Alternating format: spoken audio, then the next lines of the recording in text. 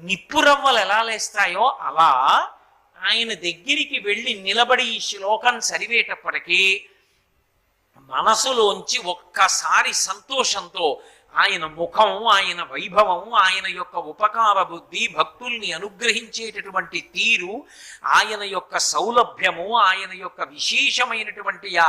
దివ్య విభూతులు ఇవన్నీ జ్ఞాపకానికి వచ్చి మనసు పారవస్యాన్ని పొంది శిరసు ఉంచి భక్తితో ఎవడు నమస్కరించాడో అటువంటి వాణ్ణి పరిపూర్ణముగా అనుగ్రహించగలిగినటువంటి